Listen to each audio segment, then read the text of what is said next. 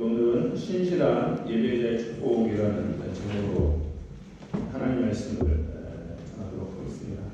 다 같이 한번 따라해 보실까요? 신실한 예배자의 축복. 신실한 예배자의 축복. 하나님을 우리가 늘 신실하게 또 진실되게 신령과 진정으로 예배하는 그러한 성도가 되었을 때 하나님께서 우리 인생 가운데 놀라운 은혜를 부어주신다는 것입니다. 지금 우리가 성경 일독을 우리 삼성교회 하고 있는데 지금 오늘까지의 본문이 사무엘하 6장입니다. 그래서 오늘 사무엘 6장 말씀으로 이제 본문을 잡았는데 사무엘상, 사무엘하, 사무엘상 중간이 넘어가면은 이제 다윗 왕에 관한 이야기로 가득 채워져 있습니다. 그래서 우리는 다윗 왕이 어떠한 사람이었는가를 이제 알게 되는데 이제 다윗은 사울의 뒤를 이어서 이스라엘의 두 번째 이제 왕이 됩니다. 그리고 이스라엘 역사 가운데 가장 위대한 왕이 되어졌죠. 그래서 이스라엘 역사에서 가장 위대한 왕을 꼽으라고 한다면 주저하지 않고 아마 이 이스라엘 사람들은 다윗 왕이라고 말을 할 것입니다. 그래서 이스라엘 역사를 가장 견고한 반석에 올려놨던 왕이었고 가장 부강하고 강대했던 때가 바로 다윗 왕 때였기 때문에 그렇습니다. 그래서 다윗은 이스라엘의 2대 왕이면서 가장 강력한 국가를 건설했던 그러한 왕으로서 우리가 기억이 됩니다. 또 다윗은 그 용모가 준수하고 수려하고 또 이렇게 이제 그의 성품이 굉장히 좋았기 때문에 많은 여인들의 흠모를 한 몸에 받았습니다. 그래서 그가 쫓겨다니면서 이제 처음에는 이제 헤브론이라는 곳에서 남쪽 사람들의 그 왕이 되었는데 헤브론에서만 부인이 6명이었고 그 6명의 부인을 통해서 아들을 한 명씩 다 낳습니다. 그래서 아들만 그곳에서 6명이었어요. 나중에 이제 예루살렘을 회복하고 나서 예루살렘에서 정식 이스라엘의 모든 왕으로 등극을 할 때 그 예루살렘을 또 이제 많은 이 부인을 얻게 되고 그래서 많은 자녀들을 또 낳게 됩니다. 그래서 또 다윗 어떻게 보면 용모가 준수하고 화려해가지고 많은 여인들의 사랑과 흠모를 한 몸에 받았던 상남자가 바로 또 다윗입니다. 그렇게 또 묘사가 될 수 있고요. 또 다윗 하면 여러분 무엇이 생각나십니까? 다윗은 골리앗과의 싸움에서 골리앗을 무너뜨렸던 그 용감했던 다윗, 믿음의 사람 다윗. 골리앗은 틀과 칼을 가지고 나왔지만 오직 망군의 여호와 하나님의 이름을 가지고 나와서 돌맷돌로 골리앗을 쓰러뜨렸던 그 다윗, 용사로서의 다윗, 믿음의 사람으로서 다윗을 또 기억을 합니다. 그리고 또 나중에 왕이 된 다음에는 약간 그 다윗의 마음이 흐트러졌는지 이건 로마까지 본문에 나오는 건 아니고 앞으로 나올 것이지만 이제 우리아라는 자기의 이제 부인의 그 부하가 있었는데 그 부하의 아내 바세바가 너무 아름다운 겁니다. 그래서 그 바세바를 취하기 위해서 자기의 부하를 죽을 수밖에 없는 전쟁터에 내보내서 그를 죽게 하고 그 부하의 아내를 자신의 아내로 삼았던 어떻게 보면 또 비겁하고 욕심 많은 왕이 나중에 되기도 하죠. 그러나 하나님 철저하게 회개합니다.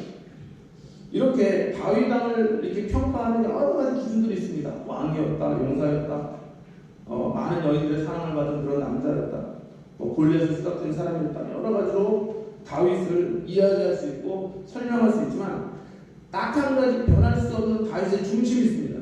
그리고 이것을 빼고서는 다윗을 설명할 수 없는 그것이 있습니다.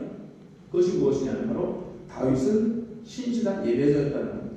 일생을 통해서 하나님을 예배하는 예배자였고 하나님의 사람이었고 날마다 하나님의 뜻을 따라가고 하나님의 뜻에 순종하려고 평생을 그렇게 살아왔던 그러한 사람으로서의 다윗, 이거는 변하지 않는 사실이죠. 그래서 우리는 다윗의 그 일생 초반 이제 이세의 아들, 막내 아들로 이제 자라면서 그곳에서 양떼들을 지키면서 노래를 하프를 칩니다. 음악을 잘하는 사람이었어요.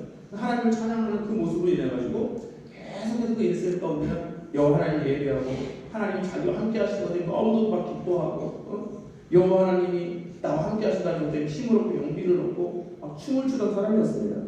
그래서 다윗은 정말 신실한 예배자였다는 거죠. 이것이 오늘 우리에게 도전이 되기를 바랍니다. 여기에 모이신 우리 모든 성도님들은 다 나이 차이도 다 다르고 직업도 다 다르고 성별도 다르고 개성도 다르고 성격도 다르고 다 다르지만 우리에게 있는 우리 여기에 모여있는 우리 모든 성도님들을 설명하는 딱 하나의 그 본질이 있다고 한다면 그 본질이 바로 우리는 모두가 다 하나님 앞에 예배자입니다. 이것이 우리의 본질 되기를 바랍니다. 삼성교회 성도들을 설명하는 단 하나의 키워드가 있다면 우리는 구원받은 예배자입니다. 아멘. 아멘. 예수님을 사랑하고 주님을 사랑하는 예배자들입니다. 아멘. 그것이 우리 모두를 설명하는 그런 본질이 되었으면 좋겠습니다. 그래서 성경은 정말로 다윗이 얼마나 신실한 예배자였는지 그리고 하나님을 예배하기를 기뻐했던 사람인지를 말해주고 있는데요. 그것에 대한 가장 하이라이트가 바로 오늘 본문 말씀입니다. 사무엘하 6장입니다. 그래서 이 본문 말씀을 보면 막 다윗이 여호와 집회가 예루살렘으로 오는 것, 예루살렘의 별명 다윗성입니다. 다윗 때부터 예루살렘을 다윗성이라고 부릅니다. 다윗성으로 들어오는 것 때문에 막 그 왕이 있잖아요. 한 나라의 왕이 체면이고 뭐 없습니다. 그냥 춤을 추면서 덩실덩실 춤을 추면서 기뻐하는 그러한 모습을 이제 볼 수가 있는 것입니다. 그 다윗이 덩실덩실 춤을 출 수밖에 없었던 그 이유가 뭐냐면 이제 이스라엘에게 가장 소중한 보물이 있습니다. 보물 1호가 있어요. 우리나라는 국보 1호가 뭔가 보물 1호, 남대문 뭐 이런 거 잘 알는데 그 이스라엘의 국보 1호가 뭘까요? 솔로몬 다윗 때까지 그건 하나님의 언약궤였습니다. 하나님 공식적으로 정해진 건 아니지만 하나님의 언약궤가 이스라엘 민족에게 가장 중요한 보물이었고 국보였습니다. 근데 이 지금 국보가 예루살렘에 와 있지 못해요. 그래서 처음에 이제 이 레위지파들이 그 어깨에 짊어지고서 와가지고 그 강을 건너자마자 길갈이라는 곳에 두었다가 또 그들이 더 전진해서 실로라는 곳에 두었다가 그래서 이스라엘 백성들이 전진하고 그곳에 이제 마을을 세울 때마다 그곳에 여호와께를 이렇게 모셔두는 겁니다. 그러다가 블레셋의 전쟁으로 인해가지고 막 하나님의 언약궤를 막 빼앗기기도 하죠. 근데 하나님의 언약궤가 이제 블레셋에 가니까 블레셋에서 막 엄청난 재앙이 일어납니다. 감히 하나님의 언약궤를 그들이 빼앗아가지고 그래서 이 사람들이 아이고 이 언약궤 빼는 게 더 좋은 게 아니라 다시 돌려보내자. 이스라엘 돌려보내자. 그래가지고 그 돌려보낸 곳이 기럇 여아림이라는 곳이 있습니다. 기럇 여아림이라는 곳에 돌려보내서 그 기럇 여아림이라는 곳에 아비아다라는 사람이 20여 년간 그 언약궤를 보관을 하게 되는 겁니다. 그래서 이제 그 다윗이 이스라엘의 왕이 될 때에 언약궤가 어디 있었냐면 기럇 여아림이라는 곳, 그곳에 아비아다라는 사람이 보관을 하고 있었던 겁니다. 20년간. 그래서 이제 다윗이 왕이 되어서 이 하나님을 예배하는 진정한 예배로 나아가고 하나님을 기뻐하는 기쁨으로 나아가고 춤을 추며 정말 여호와 하나님을 환호하고 경배하는 그 모습으로 나아가는 거니까 이 한 걸음 한 걸음 되게 소중한 걸음이었던 거예요. 하나님의 임재를 확인하는 걸음이었고 하나님이 함께 하시는 것을 확인하는 걸음이었습니다. 그래서 우리 교단의 어떤 교회 이름이 6걸음 교회예요. 6걸음. 제가 이것을 잘 기억하지 못할 때는 왜 교회가 6걸음 교회예요? 그랬더니 바로 사무엘하 6장 13절에 그 6걸음입니다. 한 걸음 한 걸음이 하나님의 소중한 걸음되어지고 그 걸음의 결과가 여호와 하나님을 기뻐하고 즐거워하고 참된 예배로 나아가는 그런 교회를 이제 세우기 위한 비전을 가지고 6걸음 교회라고 교회를 줬습니다. 어떤 목사님이 그러시더라고요. 6걸음이 계십니다. 그래서 다윗은 정말로 그냥 하나님이 함께 하신다는 것, 하나님이 나와 함께 하시고 하나님이 이 민족과 함께 하시고 이 나라와 함께 하신다는 그 사실 때문에 너무도 기뻐했던 것입니다. 다른 것으로 인해 기뻐하지 않아요. 어린애처럼 덩실없는 춤을 누가 뭐든지 말든지 한 나라의 왕이잖아요. 그럼 채통을 지켜야 될 거 아닙니까? 근데 한 나라의 왕이 채통이고 없는 거예요. 하나님 안에서 하나님이 우리와 함께 하신다. 하나님이 이 민족과 함께 하신다. 이 민족을 버리지 않으셨다. 이 민족을 돌보실 것이다라는 그 그냥 기쁨 때문에 덩실없는 춤을 추는 겁니다. 이것이 다윗의 예배예요. 춤추는 예배, 기뻐하는 예배, 오직 하나님만 바라보는 어린아이라도 순전한 예배, 그런 예배가 바로 다윗의 예배였던 것이죠.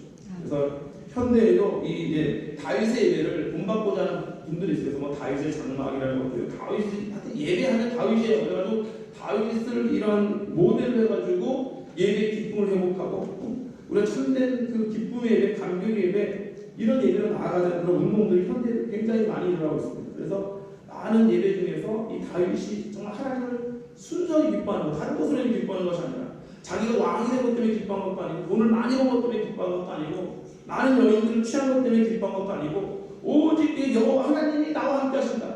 이 기적과 함께 하신다. 이것 때문에 기뻐했던 다윗이었습니다. 얼마나 순전해. 아기처럼 기뻐하잖아요.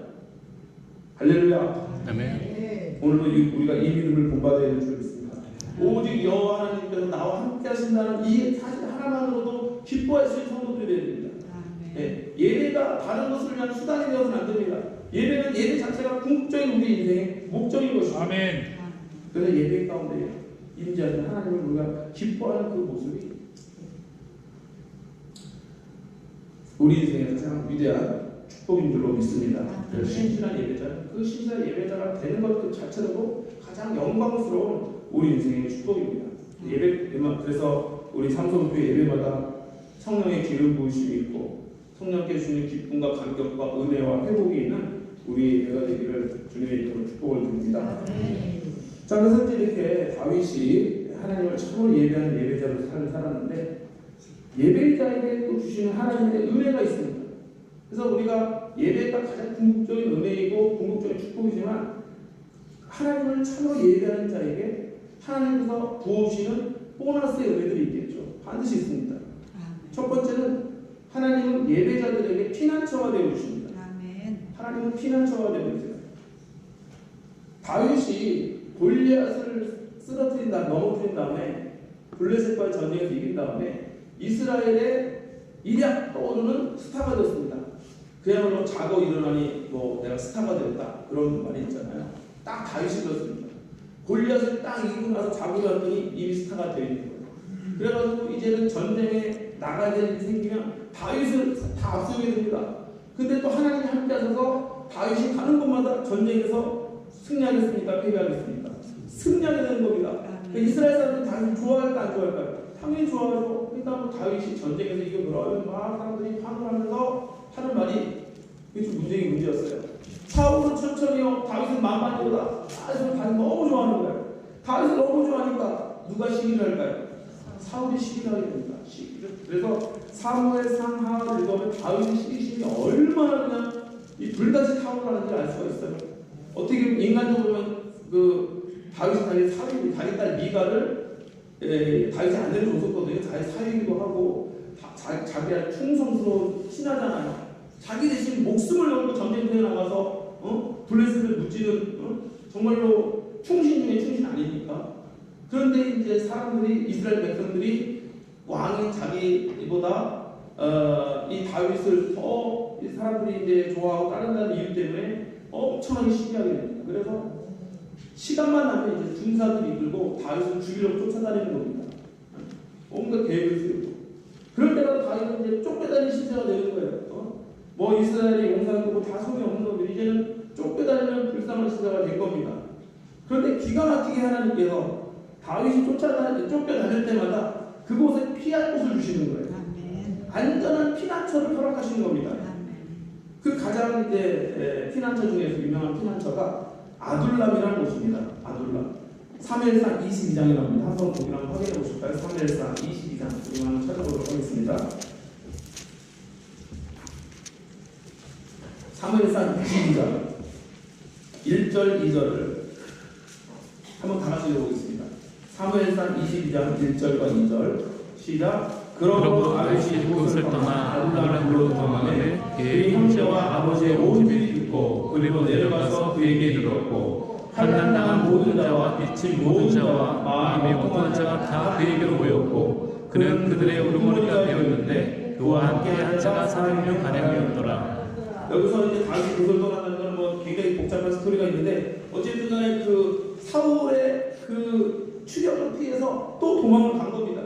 근데 하나님께서 아둘람이라는 곳을 허락해 주시면 아둘람이라는 곳에 굴이 있는데 거기로 도망해서 거기 숨은 겁니다. 그런데 그곳에 사람들이 다 모이기 시작하는데 환난당한 자, 빚진 자, 마음이 어두운 자가 이 아둘람이라고 다 모여드는 거예요. 다 모여듭니다. 그리고 이제 다윗이 이 모인 자들과 함께하면서 400명가량 된 사람이었는데 이 사람들과 함께 이제 이후에 이스라엘을 건국하는 그 기반으로 삼게 됩니다. 아둘람이라고 도망을 갔어요. 혈액에 도망갔는데 그곳에 사람들이 모여들기 시작하는 거예요. 다윗을 이제 따라서. 근데 좀 돈이 많은 사람, 예를 들면 뭐 아니면 뭐 권력 있는 사람, 뭐 정치적인 힘이 있는 사람, 사회 영향력 있는 사람, 이런 사람들이 또 모여들면은 다윗이 이스라엘 왕국을 재건하는, 이스라엘 왕국을 새롭게 다윗 왕국을 세우는데 얼마나 힘이 되겠습니까? 그런데 모이는 사람들은 뭐라고요? 환난당한 자, 빚진 자, 마음이 고통한 이런 사람들만 모여듭니다. 근데 이 사람 다윗은 이런 사람을 쫓아내지 않습니다. 야, 나는 당신 같은 사람 필요 없어. 쫓아내줘서 나는 나라를 건국해야 되기 때문에 힘 있는 사람이 필요해. 이들을 쫓아내지 않았어요. 이들을 다 품었습니다. 400명가량 품었어요. 근데 나중에 이 사람들 어떻게 되는지 아세요? 이 사람들이 이스라엘 건국에 다 1등 공신이 되었습니다. 그래서 피난처로 피했는데 하나님께서는 그곳에서 이러한 사람들을 이스라엘 건국의 그 1등 공신으로 다 삼아주신 언약궤를 다시 찾아가야 됩니다. 이 언약궤를 이제 예루살렘성 다윗성에 모셔야겠다는 생각을 하게 됩니다. 그래서 이제 다윗 딴에는 아주 정성을 다해서 이 언약궤를 모셔오려면 몇 명 정도가 살아 있어야 될까? 몇 명 정도가 있어야 될 것 같아요? 성경에 나오기를 다윗은 3만 명 정도 생각을 한 것 같습니다. 그래서 6장 1절에 보니까 다윗이 이스라엘에서 뽑은 무리 3만 명을 다시 모으고 3만 명에 되는 사람들을 모아서 이 언약궤를 운반하려고 채비를 딱 하는 것입니다. 그리고 다윗이 일어나 자기와 함께 있는 모든 사람과 더불어 바알레 유다로 가서 6장 2절 말씀을 좀 보세요. 바알레 유다가 바로 기럇 여아림입니다. 기럇 여아림의 다른 이름이 바알레 유다. 여기로 가서 하나님의 궤를 내어오려고 하니 그 궤는 그룹 사이에 자정하신 만군의 여호와 이름으로 불리던 것이다. 그들이 하나님의 궤를 세수에 싣고 산에 있는 아비나답의 집, 아까 기럇 여아림에 있는 아비나답의 집에 그 이제 여호와의 궤가 모셔져 있다고 했잖아요. 그 아비나답의 집에서 이제 그 하나님의 궤를 새 수레에 싣고 나옵니다. 그래도 하나님의 궤인데 수레를 새로 짜야지. 그래가지고 새로 수레 짜가 새 수레에다 여호와의 궤를 이제 모셔가지고 이제 예루살렘으로 가져오려고 하는 겁니다. 근데 아비나답의 집에 아비나답의 아들 두 아들이 있었는데 우사라는 아들과 아효라는 아들이 있었습니다. 이 사람들이 이제 이거를 운반하는 책임을 지는 거예요. 그래서 아효라는 사람은 궤 앞에서 이제 손을 물고 가겠죠. 그 다음에 이제 우사는 뒤쪽에서 이렇게 이제 보조하는 역할을 했던 것 같습니다. 근데 쭉 가다가 보니까 갑자기 소들이 나곤의 타작마당이라는 곳에 일어나가지고 소들이 막 뛰는 겁니다. 날뛰는 거예요. 그래서 언약궤가 어떻게 되겠습니까? 언약궤가 흔들리겠죠. 막 떨어지려고 할 거 아닙니까? 그래서 우사가 급한 마음에 손을 들어가지고 하나님 언약궤를 딱 붙든 거예요. 근데 7절 말씀에 보니까 여호와 하나님이 우사가 잘못함으로 말미암아 진노하사 그를 그곳에 치시니 그가 거기 하나님의 궤를 죽었다 하게 나옵니다. 우사 입장에서는 너무 억울할 것 같아요. 하나님의 궤가 흔들려가지고 잡은 것 뿐인데 하나님이 우사가 잘못했다고 합니다. 그리고 그를 진노하셨다. 원래 언약궤는 일반 사람들의 손으로 만질 수가 없습니다. 절대 만지면 안 됩니다. 그리고 가장 결정적인 수가 뭘까요? 아까 제가 새 수레라고 그랬잖아요. 여호와 하나님의 궤는 수레에 싣으면 안 됩니다. 레위 자손 중에서도 레위 중에 부하자손의 사람들이 이 여호와의 궤에 운반을 맡은 사람들이 반드시 부하자손이 내 두통이를 이렇게 메고서 그 언약궤를 매려면 밑에다가 공을 해가지고 긴 막대기를 2개를 낍니다. 그래가지고 내 이름을 딱 들게 되는 거, 어깨에 메고서 들게 되는 겁니다. 그렇게 이제 하나님의 언약궤를 정성껏 사람의 어깨에 메고서 와야 되는데 아마 20년 동안 아비나답이 집에 있었다 보니까 하나님 언약궤를 어떻게 소들이 다뤄야 되는지를 잘 몰랐던 것 같아요. 그리고 아마 20년 동안 우사와 아효는 언약궤 주변에서 이 사람들이 놀면서 크다 보니까 아마 언약궤가 얼마나 소중한지를 잊어버렸던 것 같습니다. 그래서 그냥 수레에 싣고 대충 오니까 하나님께서 진노하셨던 것이죠. 그래서 다윗이 두려워합니다. 이 언약궤는 함부로 다루는 것이 아니라 하나님께서 말씀하셨던 그 말씀대로 다뤄야 되는 거구나. 내 생각대로 나는 그냥 새 수레 만들어가지고 수레 만들어서 잘 싣고 되겠지 하나님의 뜻은 그것이 아니었구나. 정신이 번쩍합니다. 그래가지고 원래 하나님께서 율법에 말씀하셨던 이제 어깨에 메고서 이제 가게 되는 이제 그렇게 이제 방법을 바꿉니다. 그래서 처음에는 다윗이 너무 두려웠던 거예요. 이 사건을 여호와 하나님께서 진노하시는 모습을 보고서 다윗이 너무 두려웠습니다. 그래서 이거를 다윗성으로 예루살렘 성으로 바로 가져오기가 너무나 두려운 거예요. 그래서 일단은 오베데돔의 집에 한번 그곳에 보관을 해보자. 그렇게 돼서 오베데돔이라는 사람의 집에 일시적으로 이 여호와의 궤를 보관을 하게 됩니다. 그래서 한번 다윗이 지켜보는 것이죠. 하나님께서 어떻게 역사하시는지. 그래서 보니까 오베데돔의 집에 3개월 동안 이 여호와의 궤를 모셔놨는데 오베데돔의 집이 어떻게 됐을까요? 저주를 받았을까요? 축복을 받았을까요? 축복을 받게 됩니다. 11절에 보니까 여호와의 궤가 가드 사람 오베데돔의 집에 석 달을 있었는데 여호와께서 오베데돔과 그 온 집에 복을 주시니라. 여호와의 궤는 원래는 그것을 잘 모시는 사람들에게는 이 축복의 상징입니다. 왜냐하면 하나님의 임재의 상징이고 하나님께서 너희와 함께 하신다는 상징을 하나님께서 이스라엘 백성들에게 언약궤를 여호와의 언약궤를 만들게 하심으로 인해서 이스라엘 백성들과 함께 하신다. 너희와 함께 하신다. 너희를 도우신다. 너희를 이끌어 주신다. 너희의 모든 일을 예비하신다 하는 하나님의 축복의 상징이 바로 언약궤였던 것이죠. 그러므로 이 언약궤는 하나님의 사람들이 잘 하나님의 전에서 잘 모시고 하나님의 임재 가운데 하나님의 은혜 가운데 살아가게 되면 반드시 이 언약궤는 하나님의 축복의 통로고 은혜의 통로가 되는 것입니다. 오베데돔은 집은 아마 이 언약궤를 정성껏 잘 모셨던 것 같아요. 그리고 늘 하나님의 임재 가운데서 하나님 예비하는 그러한 가정이 되었던 것 같습니다. 그러니까 하나님이 이 오베데돔의 집에 복을 주시는 것이죠. 그래서 이 사실을 3개월이 지난 다음에 어떤 사람이 다윗에게 복을 하는 겁니다. 다윗 왕이시여 하나님의 괴로 말미암아 오베데돔의 집과 그 모든 소유에 하나님께서 복을 주셨습니다. 그러니까 이제 다윗이 이제 됐다. 하나님께서 이제 언약궤를 통해서 우리에게 복을 주시려나 보다. 그래서 12절 하반절에 보니까 다윗이 가서 하나님의 궤를 기쁨으로 메고 오베데돔의 집에서 다윗성으로 올라가 있어요. 그래서 오베데돔의 집에서 드디어 이제 이 언약궤의 최종 목적지인 어디요?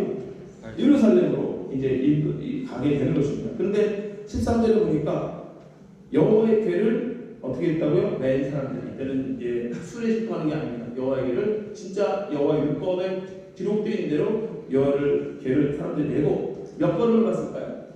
6걸음을 가게 됩니다. 6걸음 가면서 얼마나 긴장됐을까요? 전에 묵사가고 죽었잖아요. 이 사람들이 한 걸음 메고 있는 사람도 긴장이 될 거고 다윗도 엄청 긴장이 됐을 거예요. 이것이 우리가 또 여호와의 뭔가의 말씀을 잘 지키지 않아서 이것을 우리가 운반하게 되는 거면 여호와의 진노가 임할 수 있기 때문에 이걸 어깨에 메고 걷는 그 네 사람도 한 걸음 한 걸음 걸을 때마다 진땀이 났을 겁니다. 그리고 그것을 바라보는 다윗도 굉장히 긴장을 했을 거예요. 근데 6걸음을 딱 걸은 뒤에 보니까 아무 이상이 없는 거예요.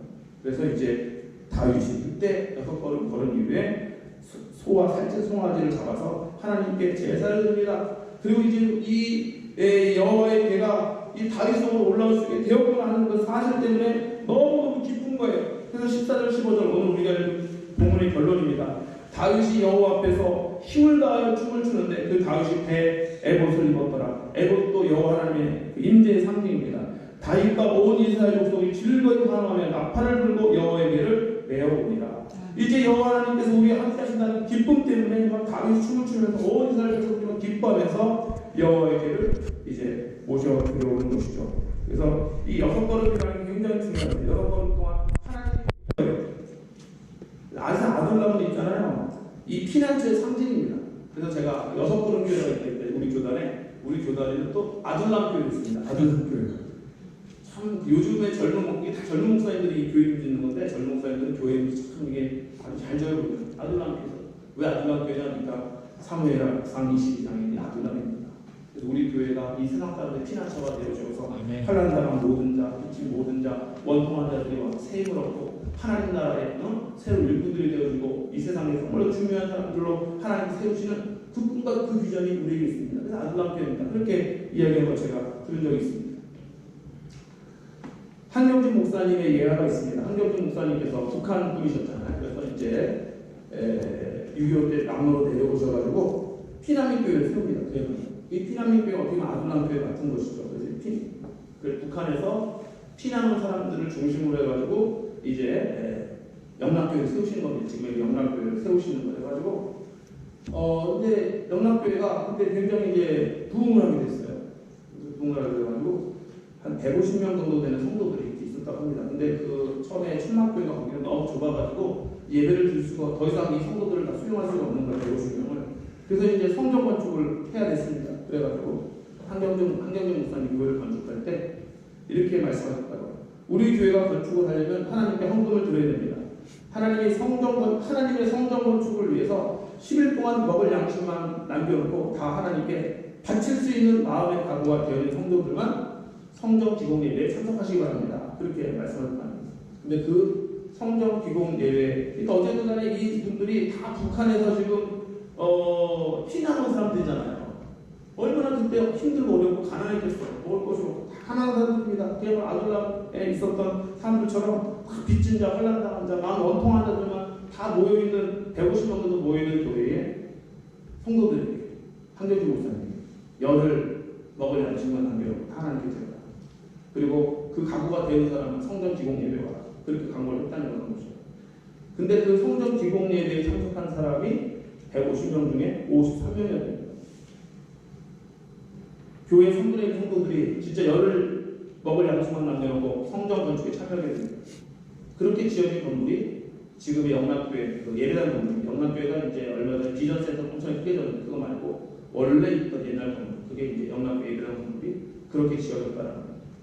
그로부터 30년이 지나서 한경진 목사님께서 열을 양식만 남겨놓고 하나님의 성전 건축을 위해 성분을 바쳤던 사람들이 어떻게 되었나 조사한 일이 있었다고 합니다. 열을 양식만 남겨놓고 하나님께 드렸던 사람들은 놀랍게도 한 사람도 빠짐없이 한국의 지도자가 되어 있거나 또 한국에 손꼽히는 재벌 기업에 포함되는 축복을 받았다는 것입니다. 딱 아둘람이에요. 아둘람. 환난당한 모든 자, 빚진 자, 마음에 원통한 자가 다 그에게 모여서 하나님 나라를 위해 헌신하고 나아갔더니 하나님께서 그들을 존귀케 만들어주시고 은혜를 베풀어주시는 역사가 나타나주도록 믿습니다. 아멘. 그러므로 하나님은 반드시 환난당한 자, 고난당하는 자, 그들의 피난처가 되어주시고 특별히 신실한 예배자의 피난처가 되어주신다는 것입니다. 우리는 기억해야 됩니다. 하나님께서 감당치 못할 시험당함을 허락하지 않으시고 시험당할 쯤에 또한 무엇을 내실까요? 피할 길을 내사 너희로 등이 감당하게 하시느니라. 우리 인생 가운데 우리가 감당치 못할 시험당함을 하나님께서 허락하지 않으신다는 일을 사실을 깨달아야 됩니다. 특별히 예배자들에게 하나님께서 반드시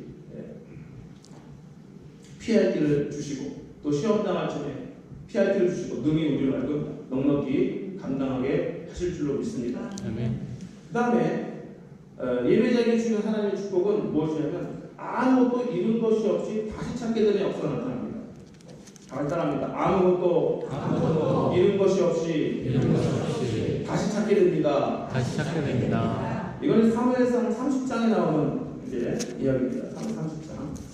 그 다윗이 사울에게 쫓겨다니면서 시글락이라는 곳에 그 이스라엘 안쪽에 블레셋 지역입니다. 시글락이라는 곳에 자리를 잡고 살게 되는데 이 아말렉 족속들이 시글락에 이제 침공에 들어와가지고 잠시 다윗과 용사들이 다른 곳에 전쟁을 하러 나간 사이에 아말렉 족속들이 침공에 들어와가지고 이 다윗의 터전이었던 시글락을 완전히 다 짓밟아놓습니다. 다 불태우고 그리고 여자들은 젊은 여자든지 늙은 여자든지 여자들만 다 한 사람도 빠짐없이 여자들은 죽이지 않고 그대로 포로로 잡아가는 거예요. 3에서 30장을 보시면 나옵니다. 그래서 이제 사무엘이 아니라 그 다윗이 다 뺏기게 됩니다. 다윗이 이제 전쟁을 마치고 시글락에 와보게 되니까 마을은 다 불타고 마을의 여자들은 하나도 남겨있지 않고 다 붙잡혀가게 된 거예요. 그래서 다윗이 얼마나 한심하겠습니까, 이 상황. 그래서 30장 4절에 보니까 다윗이 그와 함께한 백성이 울 기력도 없도록 소리를 끄더라. 울 기력이 없을 때까지 운 거예요. 다 잡혀가지고 다 망했으니까. 여기가 그동안 엄청나게 힘들게 일궈놨는데 다 지금 불태워지고 다 무너지고 다 사라지고 사랑하는 아내들, 뭐 딸들, 여자들 다 붙잡혀간 거 아닙니까? 남자들 다 전쟁으로 나간 사이에 그 중에 누가 있었냐면 다윗의 아내였던 아히노암이라는 분과 아비가일 두 여인도 다윗의 부인들도 다 지금 아멜렉에 붙잡힌 겁니다.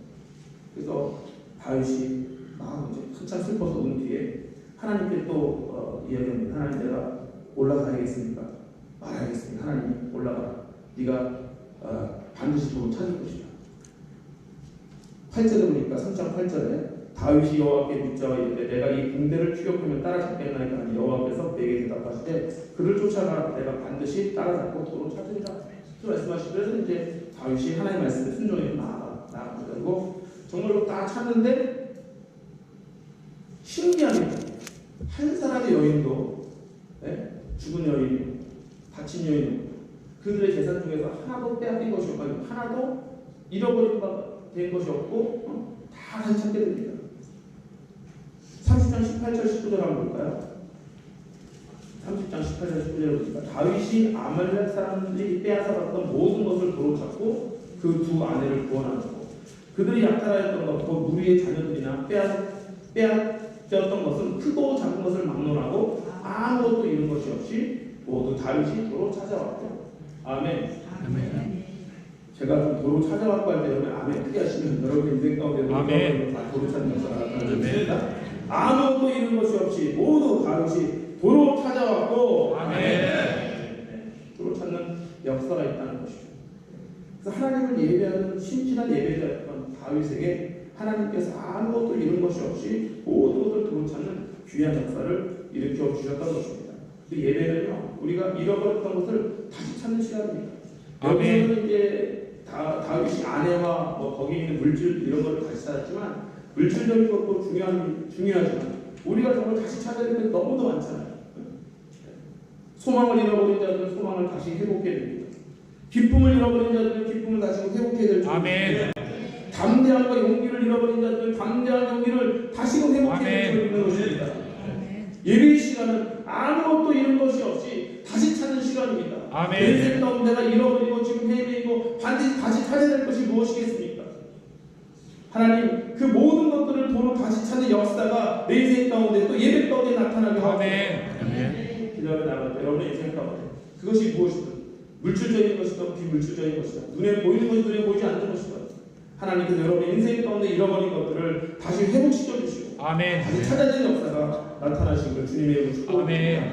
다윗에게 역사하셨던 하나님의 은혜가 오늘날 동일하게 여러분과 저에게 역사하여 주실 줄 믿는 것입니다. 그럼 하나님께서 예배한 자 아무것도 잃어버린 것이 없이 도로 찾게 되는 은혜를 베풀어 주 축복을 베푼다는 사실을 기억하면서 날마다 우리가 하나님 앞에 예배자로 세워줄 수 있기를 주님의 이름으로 축복을 드립니다. 하나님께서는 예배자의 피난처가 되어주시고 또 예배자는 아무것도 잃은 것이 없이 다시금 회복시켜 주시고 다시 찾게 하시는 것입니다. 오늘 예배의 시간 하나님께서 여러분의 인생에 회복의 메시지를 주시고 치유의 메시지를 주시는 귀하고 놀라운 시간이 되시기를 바랍니다. 그리고 예배자는 어떤 경우에도 하나님의 은혜만을 구하고 하나님만을 바라고 하나님의 사랑 가운데서 거하는 놀라운 은혜를 또한 경험하게 됩니다.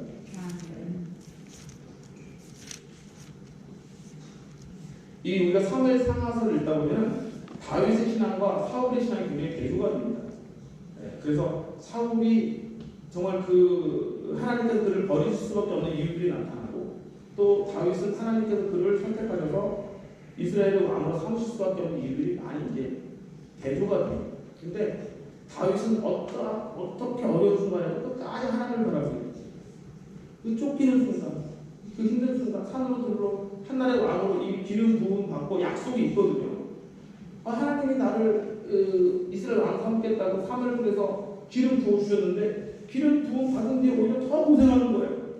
더 산으로 쫓겨다니고 그러면은 뭔가 이거 하나님이 나와 함께하지 않냐고 다른 것들을 찾아보고 그 다음에 우상들이 우르르하는 시대였으니까 맘만 먹으면 여호와 하나님이 아니라 다른 신들의 사상을 빌어보기도 하고 여러 가지 인간적인 방법을 썼을 텐데 다윗은 단 한 번도 그러지 않았어요. 사무엘 상하서 자기가 다윗이 무언가 결정할 때마다 다른 방법, 인간적인 방법, 인간적인 생각, 인간적인 경험을 추구하지 않고 오직 여호와 하나님께 또 기도하는 겁니다. 여호와 하나님께 또 여쭤보는 거예요. 하나님 이렇게 해도 되겠습니까? 여호와의 명령에 따라 그대로 나아갑니다. 하나님께 또 그 다음에 인도하시죠.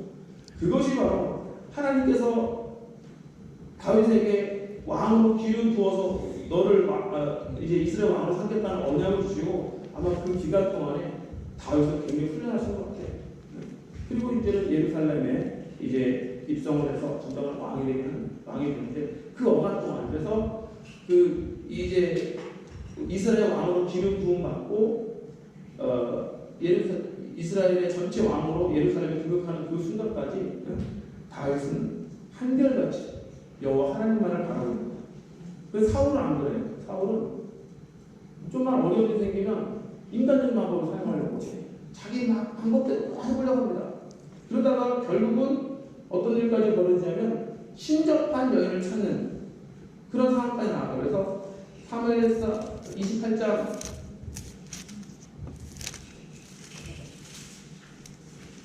6절에 보면 이런 말씀이 있습니다. 사울이 여호와께 묻자오되 여호와께서 꿈으로도 우림으로도 선지자로도 그에게 대답하지 아니하시므로 사울이 그의 신하들에게 이르되 나를 위하여 신접한 여인을 찾으라. 내가 그리로 가서 그에게 물으리라 하니 그의 신하들이 그에게 이르되 보소서 엔돌에 신접한 여인이 있나이다. 이러면 사울이 하나님의 기름 부음을 받은 사람이 신접한 여인을 찾는 그 하나의 지역까지 나아가게 되는 것이죠. 아무리 답답해도 사울의 입장도 이해가 가요. 왜냐하면 이유가 있어요. 꿈으로도 우림으로도 선지자로도 그에게 대답하지 않으셨는 거예요. 사울이 이미 사울의 마음이 여호와 하나님을 떠났기 때문에 하나님께 나타나지 않으셨어요. 그래서 하나님의 음성을 어떻게 뭔가 좀 초월적인 방법으로 자기 인생의 길을 인도함을 받고 싶은데 하나님이 나타나지 않으시니까 애라 보니까 신접한 여인을 찾아가지고 아쉬운 대로 그 얘기라도 물어보자고 그렇게 나아가는 것이죠. 이것이 사울이 버림받게 되고 다윗이 하나님께 선택을 받게 되는 가장 결정적인 이유가 되는 것입니다. 예배의 사람은 어떠한 순간에도 하나님만을 예배하는 축복이 있기를 주님의 이름으로 부탁을 드립니다. 우리 인생 가운데 오직 하나님만 바라보고 있습니다. 인생에 어려움이 있을 수가 있습니다. 고난이 있을 수가 있습니다. 그러나 그 순간에라도 오직 하나님만 바라볼 수 있는 믿음의 사람들 되시기를 주님의 이름으로 축복을 드립니다. 우리는 신실한 예배자, 다윗처럼 하나님을 예배하는 예배자가 되어야 됩니다. 그런 예배자들에게 하나님께서 피난처가 되어주시고 또 하나님께서는 잃어버린 모든 것들을 다시 찾게 하시고 또 오직 하나님만을 예배하고 경배하며 하나님의 은혜를 누리는 하나님의 사람으로 저와 여러분을 세워주실 줄 믿습니다.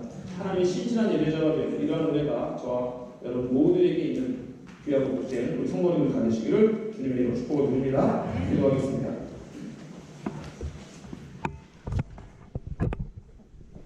하나님 감사합니다. 다윗처럼 기뻐하며 즐거워하며 춤을 추며